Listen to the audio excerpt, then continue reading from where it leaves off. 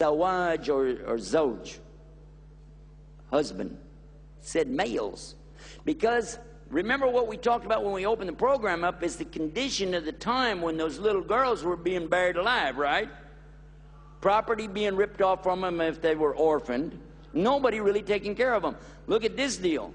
Totally changed picture now. Girl is born. Immediately the father is totally responsible for her. Immediately. And he mustn't kill her. Allah forbids this in the Quran. You mustn't kill your children of fear that they're going to eat your food. Okay? So the father is responsible for this girl's food, shelter, clothing, medical, whatever her educational needs until she gets married or until he dies. Now he dies. Okay? And she's still a little girl. Who's going to take care of her? Her brother. Isn't he a male? Oops. And it's legally his responsibility, and it's morally his responsibility in front of Allah. He has to take care of his sister. He has to. Not maybe, he has to. And if he has 5 sisters, get another job. If he has 10 sisters, get 2 more jobs. Because you have to do it. And if there are 2 brothers, they have to split the cost, but they have to do it. Now, until she gets what? Married, right? Or until she's what age? Dead. Until she's married or until she dies, you have to care for her. There's no such thing as saying, okay, you're 21, you're on your own, have a nice time. Nope. And no such thing as, oh, you're old enough now, you're an old lady, you know, go to an old folks home. Islam doesn't tolerate that either. So the brothers have this responsibility. What do you think the brother's going to do, by the way? I mean, let's be practical. I love my sister. I don't like her being all alone. She needs a husband. Let's go get her a husband. Now, real quick.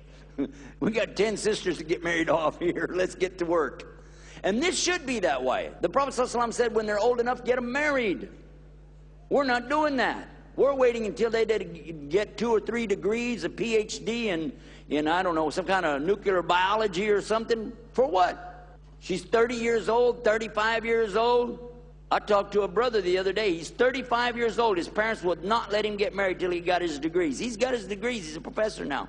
I said, well, you can get married now. He said, you know what? I really wanted to when I was 17, 18, 19. When I was 20, I thought I was going to die.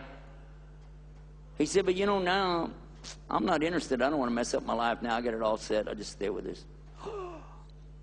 See? This is unnatural. This is wrong. Allah subhanahu wa ta'ala, he didn't like that. Because you're playing with the deen now. And I know in India, like in some of the other countries, you guys think it's a great idea to let these ladies wait and wait and wait and wait. It's wrong. That's not Islam. And you will suffer. And they will suffer. And if you think I'm joking with you, I get emails from these sisters all the time. At the end of the program, I'll tell you about some of that. But I want to get back to the topic. I'm telling you about the responsibility of the men in this case. And I'm telling you that it's very, very serious. This is not a joke. The women have big rights on you. I talked about rights and limitations. This is their right. She doesn't have to go to work. But suppose she gets a job. And suppose she's knocking down $30,000, $40,000 a year. And you said, well, you know, I'm only making 15. You making twice what I'm making. She ought to be helping me. Nope. Not in Islam.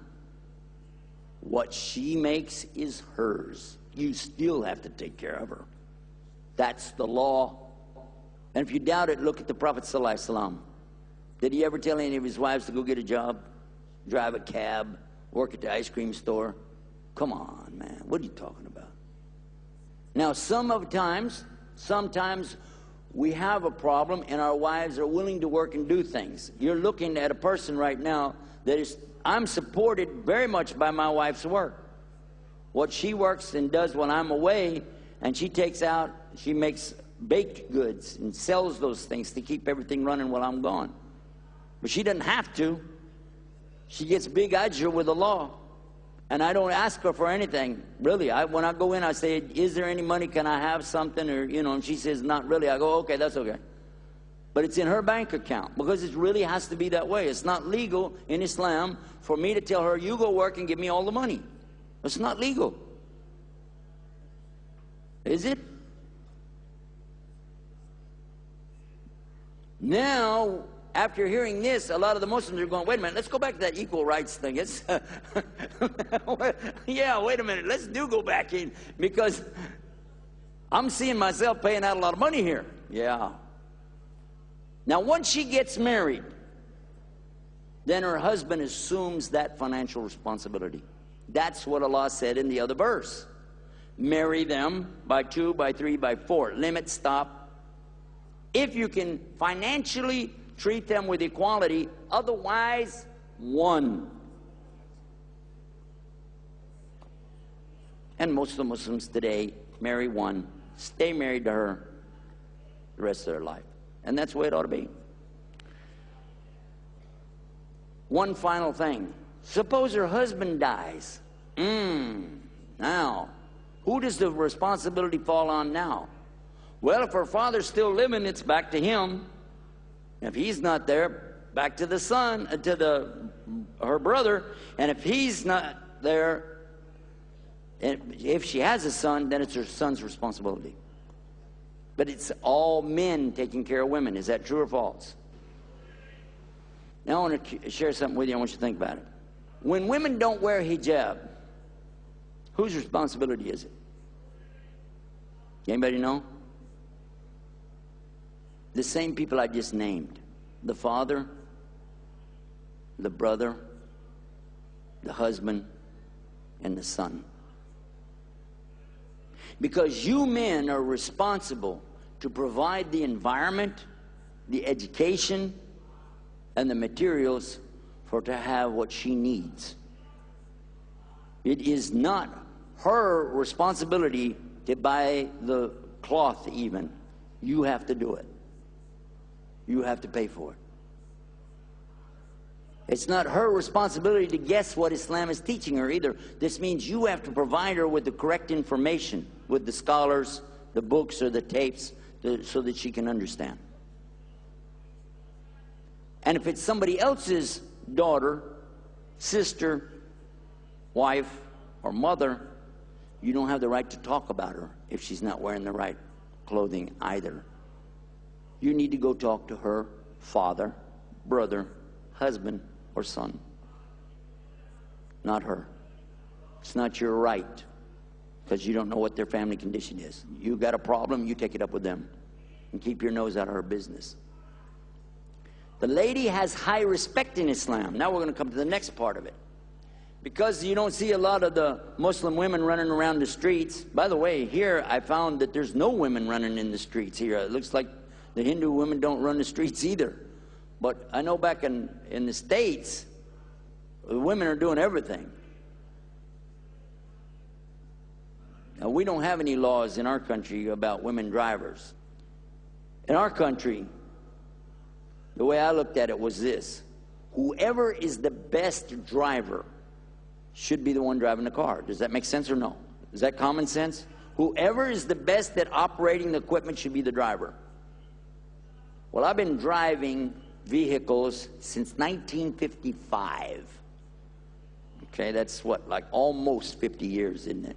So I figured I'm a best driver. But there's one problem with that. My wife's been driving not even half that much time, maybe 20 years. But she's never had an accident that was her fault, ever. I had my first accident the first day I drove. I had the second accident the first time I drove on the street. And I've had accidents, so many accidents over the years, you know. I'm basically a bad driver. I got a lot of miles, but they're not good ones. So I don't drive. She drives. She drives. In fact, she owns the car. And she has the insurance in her name. Now,